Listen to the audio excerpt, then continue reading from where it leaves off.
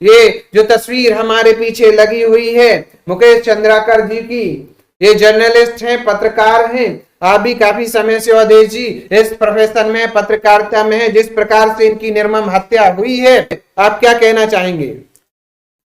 मैं बता दूं, मुकेश चंद्राकर 1 तारीख को जैसे ही 2025 की शाम को पता चलता है, इनके भाई वहीं पर बीजानगर इलाका है, बस्तर जिले में आता है, वहां से ये रिपोर्टिंग करते थे और वहां पर एनडीटीवी के लिए भी रिपोर्टिंग करते थे और बस्तर जंक्शन नाम से एक यूट्यूब चैनल भी चलाते थे। आज का विषय बेहद गंभीर है।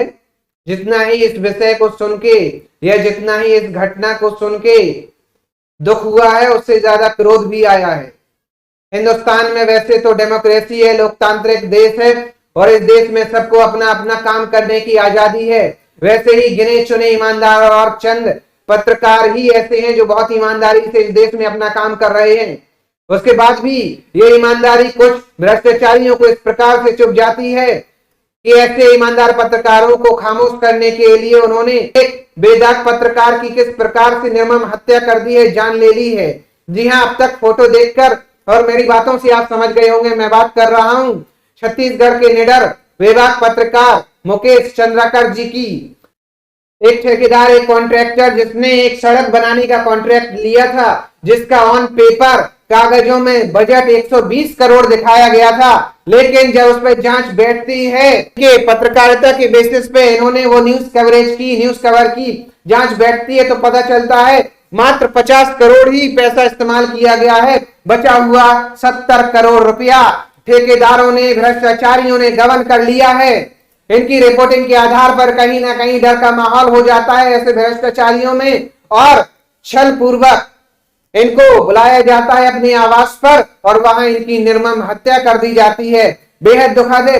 हत्या भी इतनी निर्मम कि वहां पोस्टमार्टम रिपोर्ट देने वाले डॉक्टर्स भी कहते हैं, वहां पर जो डॉक्टर राय हैं उन्होंने इनका पोस्टमार्टम किया 2 अन्य डॉक्टरों के साथ, और ये बताते हैं कि उनके 12 साल के वहां बस्तर के कैरियर में अब तक ऐसी कोई घटना नहीं हुई जिसमें किसी भी व्यक्ति की इतनी निर्ममता से हत्या की गई हो। डॉक्टर ये भी बताते हैं कि इसमें 2 से ज्यादा आरोपी शामिल हैं, क्योंकि जितनी चोटें मिली हैं, इनके लिवर के 2-3 टुकड़े मिले हैं और इनका हार्ट भी फट गया था। क्लेविकल, ये जो बोन होती है, ये भी टूटी हुई, हाँ, सुतिया बोलते हैं इसको, कॉलर बोन, क्लेविकल बोलते हैं, लड़कियों में इसी को ब्यूटी बोन भी बोला जाता है, वो भी टूटी हुई पाई जाती है। अवधेश जी, रेस्ट में बाएं कलाई में भी चोट के निशान है। मैंने न्यूज़पेपर की कटिंग भी आपके सामने लाया हूं, इसमें भी आप चाहें तो पढ़ सकते हैं। मुकेश की हत्या में नरसंहिता की अफवाह। देखिए डॉक्टरों ने क्या लिखा है। पोस्टमार्टम के दौरान लीवर के 4 टुकड़े, 5 पसलियां टूटी, सिर पर 15 फ्रैक्चर, हाथ फटा, गर्दन टूटी हुई मिली। ये देखिए, आप लोग अगर नहीं देख पा रहे होंगे तो मैं इसको हाईलाइट करके भी आपको दिखा देता हूं। ये देखिए, ये कितनी निर्ममता से हत्या कर दी जाती है। गुनाह क्या था, अपराध क्या था? भ्रष्टाचारियों के खिलाफ आवाज उठाना इनका अपराध था। कहीं ना कहीं हमें ये बात समझना चाहिए कि वैसे भी कितने ऐसे पत्रकार हैं, कितने ऐसे जर्नलिस्ट हैं जो ईमानदारी से लोगों के लिए काम करते हैं। क्या लेना देना था इनका इस सड़क से? इनको क्या दिक्कत थी? किसके लिए इन्होंने आवाज उठाई थी? क्या वो पैसा जो 70 करोड़ बचा था, क्या वो पैसा इनको मिलने वाला था? क्या सोचने की जरूरत है। किसके लिए आवाज उठाई? लोगों के लिए आवाज उठाई। शुरू में सब कोई निडरता, निर्भीकता, ईमानदारी से काम करता है। जब लोगों का सहयोग नहीं मिलता है फिर कोई बेईमान होता है। देखिए, ये निर्ममता से जो हत्या की गई है। देखिए यहां पर भी लिखा है पीएम यानी पोस्टमार्टम करने वाले डॉक्टरों ने कहा 12 वर्षों के कैरियर में नहीं दिखा ऐसा कोई केस। शरीर के हर हिस्से पर मिले चोट के निशान, शरीर के हर हिस्से पर मिले चोट के निशान। ये भी मैं थोड़ा सा अवधेश जी चाहूंगा कि हमारी ऑडियंस इसको भी देखे। ये देखिए, आप पढ़ पा रहे होंगे जी। बीजापुर के पत्रकार मुकेश चंद्राकर के पोस्टमार्टम में रूह कपा देने वाली नरसंहिता सामने आई है। उसके लीवर के 4 टुकड़े मिले। लीवर के 4 टुकड़े मिले। लीवर कितना होता है?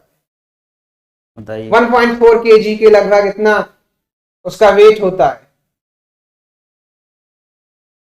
5 पसलियां रिब्स हैं, 5 पसलियां। जब कोई बहुत भारी चीज मारी जाती है तब पसलियां टूटी होंगी। सिर पर 15 फ्रैक्चर, सिर पर 15 फ्रैक्चर। अवधेश जी, इसका मतलब बहुत भारी चीज मारी गई होगी। बहुत बहुत। और ये लग रहा है कि जो डॉक्टर पहले आगे जाके आप बता रहे हैं कि डॉक्टरों ने भी आशंका जताई है कि 2 व्यक्तियों के लिए संभव ही नहीं है। बिल्कुल, यहाँ साफ साफ लिखा है कि इतनी ज्यादा चोटें पहुंचाना केवल 2 व्यक्तियों के लिए संभव नहीं दिखता है, इसमें 2 से ज्यादा लोग भी। जब तक हम ये खबर रिकॉर्ड कर रहे हैं आनंद जी, खबर आई है कि हैदराबाद से जो मुख्य आरोपी हैं जी सुरेश चंद्राकर जी, उसकी गिरफ्तारी हो रही है जी। सुरेश चंद्राकर वो व्यक्ति जो ठेका में मुख्य आरोपी है और जिसके खिलाफ ये गबन की खबर चला रहे थे मुकेश चंद्राकर जी। मैं आनंद जी आपको बता दूं कि मेरा तजुर्बा भी रहा है, तो मैं आपके साथ कुछ बांटना चाह रहा हूं जी। मैं रायपुर रहने के दौरान मेरे वहां के साथी कांकेर, और मैं बीजानगर तक तो नहीं गया हूं लेकिन बस्तर के कुछ इलाकों तक गया था जी। और आनंद जी मैं आपको बताऊं, ये तस्वीरें आ गई हैं ये गिरफ्तारी वाली, तो आनंद जी वहां का माहौल, आप चलेंगे ऐसे जंगल में, जो हम वहां के सैनिक है जो यहां से रह रहे हैं वो भी जानते हैं, पत्रकारिता करना इतना कठिन, अगर कोई दुर्लभ काम है तो वहां पत्रकारिता करना है जी। कहां माइच बिछी होंगी, कब क्या ब्लास्ट हो जाएगा कह नहीं सकते हैं।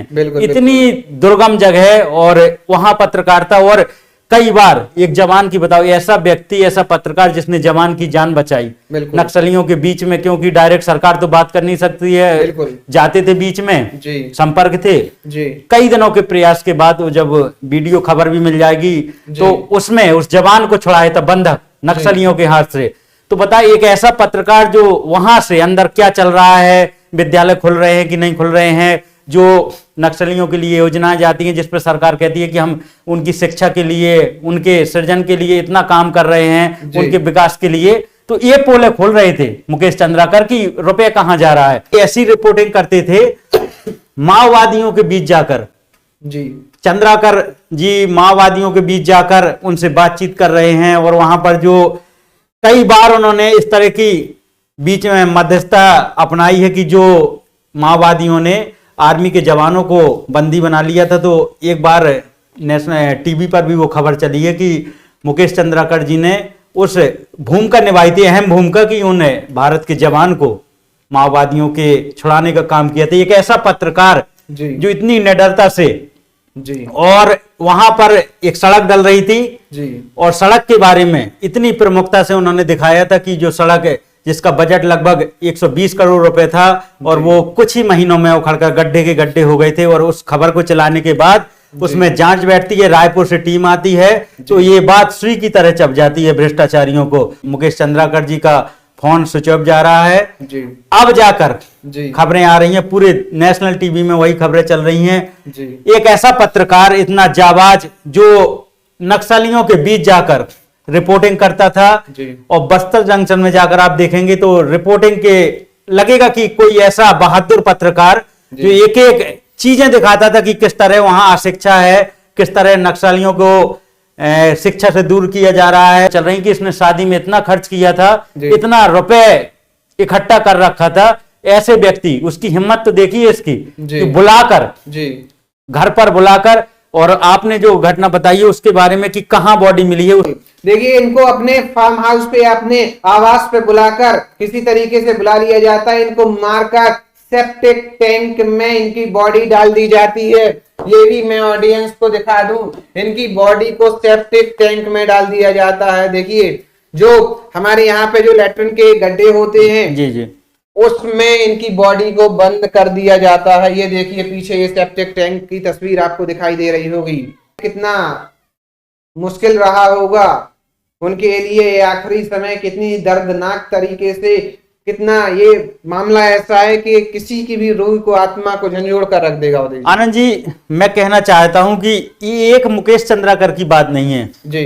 आज के समय में आवाज उठाने वाले जो पत्रकार हैं उनकी सुरक्षा की जिम्मेदारी क्या है। तो देश में केवल एक मुकेश चंद्राकर की बात नहीं है, ईमानदारी से पत्रकारिता करने वाले ऐसे हजारों पत्रकारों की जैसे जान पर ठेकेदार जो 2 नंबर का इतना पैसा कमा लेते हैं, वो कुछ भी कानून को ऐसे अपनी मुट्ठी में रखते हैं, और इस तरह के जघन्य अपराध पत्रकारों को जो भी रास्ते में आएगा उनको ठिकाने लगाने का दम रखते हैं। तो आनंद जी, ऐसी पत्रकारिता, अगर ऐसा खतरा रहेगा फिर और भ्रष्टाचारियों के हौसले बढ़ जाएंगे। क्या कहना चाहते हैं, ऐसे पत्रकारों की सुरक्षा की जिम्मेदारी कहां है?